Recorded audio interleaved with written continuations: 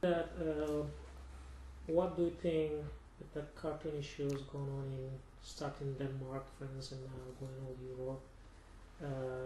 In the sense of the mainly people separated, is it a freedom of speech on one side, and as they picture the one of the main figure in that faith, which has a follower 1.5 billion in the world, feel offended.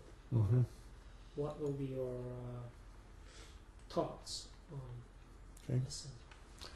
Well, I was greatly distressed to hear about the cartoons.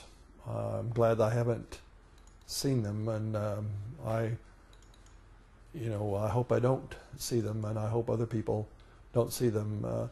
I think that the fact that such cartoons were published indicates a great insensitivity on the part of people in the Western world to one of the key and central aspects of Islam. And there's a tendency, I think, in the Western world to look at everything from the standpoint of freedom. On the other hand, freedom requires responsibility. Everything that a person may have a right to do may not be right. Martin Luther, I'm a Lutheran bishop, but Martin Luther, nearly 500 years ago, said that he was speaking about Christians, and he said a Christian person is a perfectly free person subject to no one. The very next sentence he said, a Christian person is a dutiful servant of all persons and subject to all persons.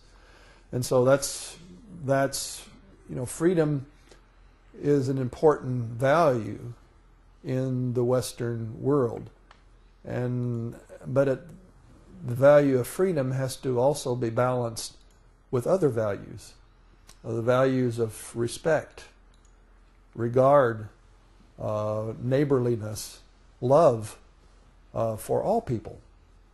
And it is the duties of and responsibilities of newspapers to inform people, but it's not their responsibility to incite people to violent protests.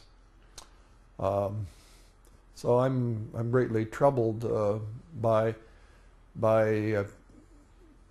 while I on the one hand treasure the freedom of speech, I also am appalled when people hide behind that when they do something that is totally insensitive and without regard to something that other people hold deeply as equally a high, if not higher, value.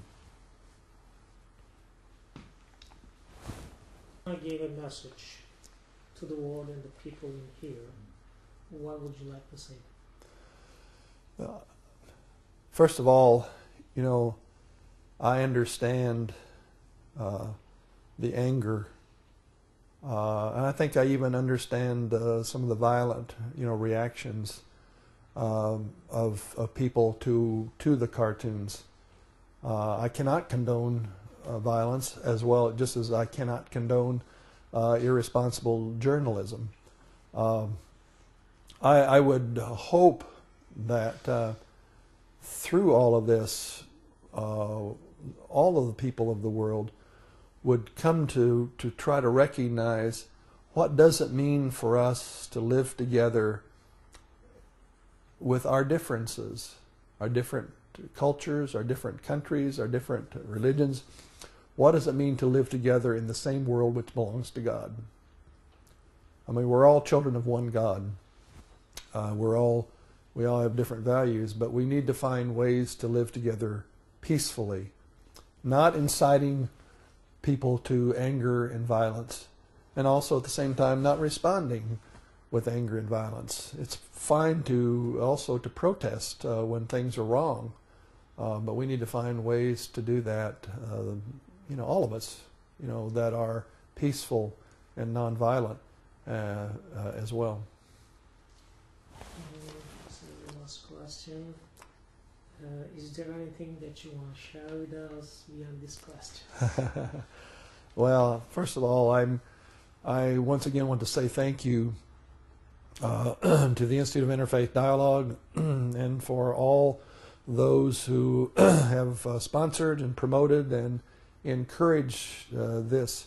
It's been a real gift to me. It has been a real gift to the people in my church. It's been a real gift to this country.